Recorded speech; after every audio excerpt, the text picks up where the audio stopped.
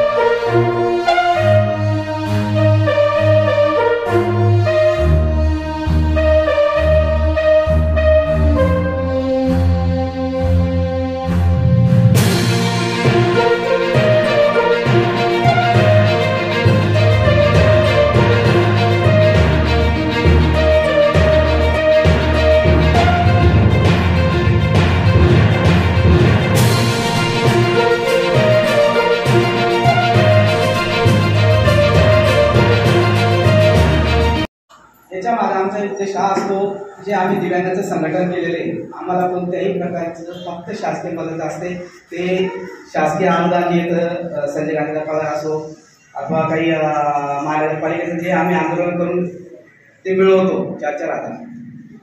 तर आमच्या दिव्यांगांसाठी आम्ही सतत काम करत असतो आणि या दिव्यांगांना एकत्र आणून त्यांच्यात एक ऊर्जा आणण्याचं काम आम्ही वर्धापन दिनाच्या माध्यमातून आम्ही करत असतो। आणि आता आम्हाला आमच्या हक्काचा मिळालेला आहे।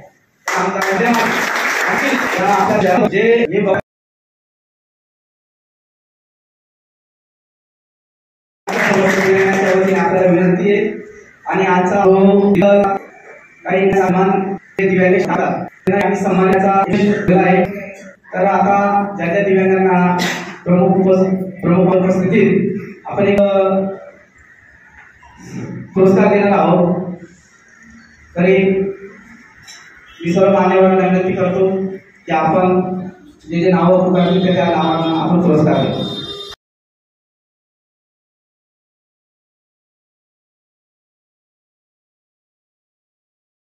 आम्ही जो संघर्ष केला होता त्याला एक फलित म्हणून जिल्हा परिषदला लिफ्ट तयार झाली आणि ती लिफ्ट आम्ही दिव्यांगांसाठी त्याचा वापर करीत असतो आणि तिसऱ्या मजल्यापर्यंत जाऊ शकतो। आणि त्याचबरोबर आता कलेक्टर ऑफिसचा आमचा मोर्चा आहे. कलेक्टर ऑफिसला अजून दिव्यांगांची लिस्ट नाही आहे. तर त्यासाठी आम्ही बरंच दादा भुसे पालकमंत्री असताना तेव्हापासून मागणी केलेली आहे.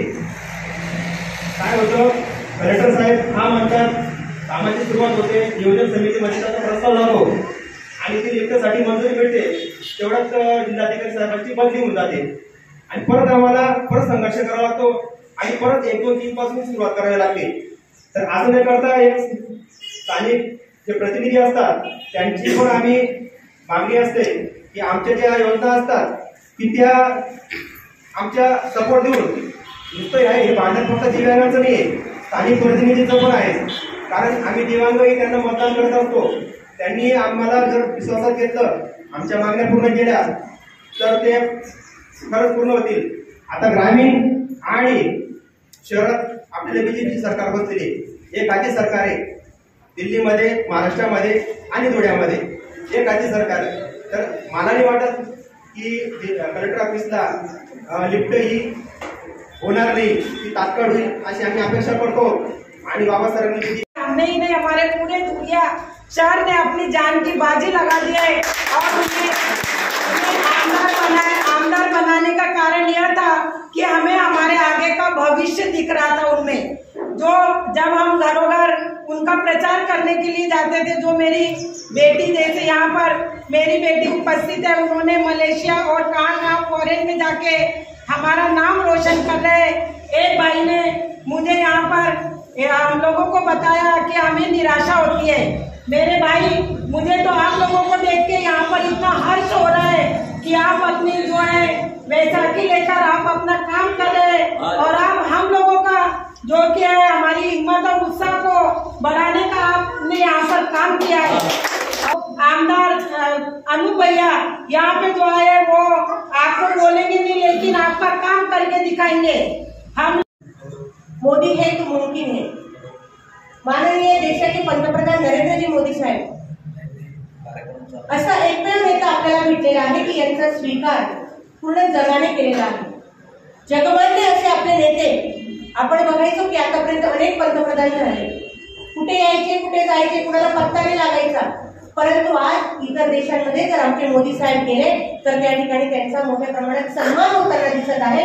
असे पंतप्रधान नरेंद्रजी मोदी साहेब हे आपल्याला पंतप्रधान म्हणून लाभलेले आहेत असं आपल्याला त्या ठिकाणी वाटत होतं, परंतु मोदी साहेबांनी त्या ठिकाणी ठरवलं की अपंग नाही तर हे आमचे दिव्यांग बांधव आहे, आमचे दिव्यांग भगिनी आहे, त्यांची दिव्य शक्ती आहे आणि या दिव्य शक्ती म्हणून तुम्हाला सगळ्यांना अपंग न बोलता दिव्यांग बोलण्याचं हा ठरावच मोदी साहेबांनी करून टाकला आणि तुमची सगळ्यांची जी दिव्यांग शक्ती आहे, दिव्य अशी शक्ती आहे, त्या शक्तीला खरं तर या ठिकाणी पूर्ण व्यासपीठ आम्ही सगळेजण नमन करतो। आमची वेळ ती नाव लौकिक करत आहे म्हणून एक गोष्ट जरी काढून घेतलेली आहे तरी दुसरी दिव्य शक्ती आपल्याला सगळ्यांना मिळालेली आहे आणि असे सर्व दिव्यांग दिन आज आहे। अशा सर्व दिव्यांग दिनाच्या निमित्ताने तुम्हाला सगळ्यांना मी शुभेच्छा देते। संजू बाबांनी आजचा कार्यक्रम या ठिकाणी जे जे काही चांगलं काम करत आहेत त्यांचा सत्कार देखील केला, त्यांना या ठिकाणी प्रमाणपत्र गुणगौरव चिन्ह हे देखील संस्थेच्या वतीने प्रदान करण्यात आलेलं आहे। बांधव हे काम करत आहेत या ठिकाणी तहसीलदार जे आहेत संजय गांधी निराधार योजना, श्रावण बाळ योजना, पाटील साहेब यांचा देखील सत्कार करण्याचं खरं तर संजय बाबांनी ठरवलेलं होतं, परंतु ते काही कारणामुळे बाहेर गावी आहेत।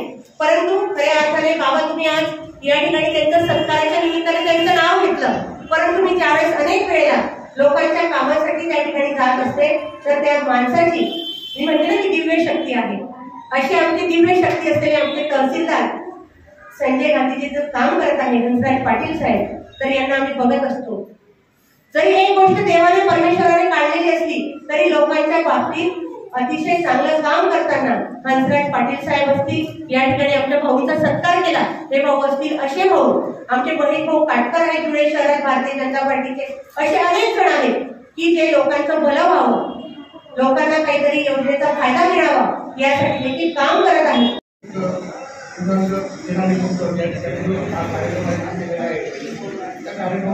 मागचा जो उद्देश आहे तो दिव्यांगांच्या समाजाला समजून घेणे, त्याबद्दल जागरूकता निर्माण करणे आणि जीवनाच्या प्रत्येक पैलूमध्ये एकत्रीकरणामध्ये मिळणारे फायदे वाढवणे, त्याचबरोबर जर बारामतीत दिव्यांग लोकांच्या क्षमतांचा गौरव करण्यासाठी जागतिक दिव्यांग दिनाचे आयोजन केले जाते. त्या अनुषंगाने आज या ठिकाणी दिव्यांग क्षेत्रामध्ये कार्यरत असणाऱ्या मान्यवरांचा सत्कार करण्यात आलेला आहे. त्या सर्वांना भावी काळामध्ये अजून पूर्वी विचार अशी शुभेच्छा देतो. आणि त्याचबरोबर सांगू इच्छितो त्याप्रमाणे मी जरी समाजकल्याण असतो तरी मी सहाय्यक आयुक्त समाजकल्याण त्या कार्यालयामध्ये कार्यरत आहे.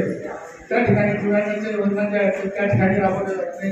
दिव्यांगांच्या योजना ज्या आहेत ते जिल्हा परिषद समाज कल्याण विभागामध्ये जिल्हा समाज कल्याण अधिकारी या ठिकाणी कार्यालयात त्या राबवल्या जातात. त्या जरी कार्यालय वेगळं असलं तरी त्या ठिकाणी आपल्या सर्वांच्या ज्या समस्या असतील त्या मांडण्याचा मी पूर्ण सहकार्याने आणि मनापासून प्रयत्न करेन हे आपल्याला या ठिकाणी आश्वासित करू इच्छितो. लोगों को मेरी तरफ से, बहन की तरफ से दिव्यांग दिन में लेकर शुभेच्छा। और जो आप लोग की मांगनी है वो जय की तरफ हम जरूर से बोलेंगे। जय हिंद, जय महाराष्ट्र। ओके बोला. मी संजय जगन्नाथ सरळ, संस्थापक अध्यक्ष अपंग पुनर्विकास संस्था. आज 21/12/2024 रोजी अपंग पुनर्विकास संस्थेचा 7वा वर्धापन दिन तसेच जागतिक दिव्यांग दिनाचं औचित्य साधत आज आम्ही दिव्यांग क्षेत्रात काम करणाऱ्या काही दिव्यांग बांधवांना दिव्यांग सेवक व दिव्यांग जनसेवा पुरस्कार देऊन काही दिव्यांगांना आम्ही सन्मानित केलेलं आहे.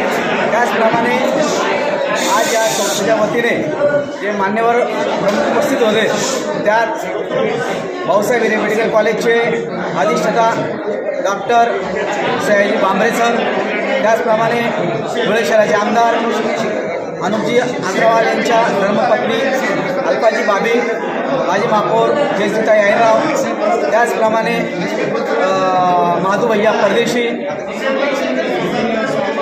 आणि समाज कल्याण अधिकारी संजयजी सैंदाने साहेब आणि आमचे समस्त दिव्यांग बांधव त्यामध्ये शशिकांत आप्पा श्रीवंशी, कमलाकर महारोर, बोरसे आबा, कैलास वाडेले, सुरेश ठाकरे, संजय गुलाबभाऊ पाटील इत्यादी दिव्यांग बांधव आम्ही उपस्थित राहून हा कार्यक्रम आम्ही साजरा केलेला आहे.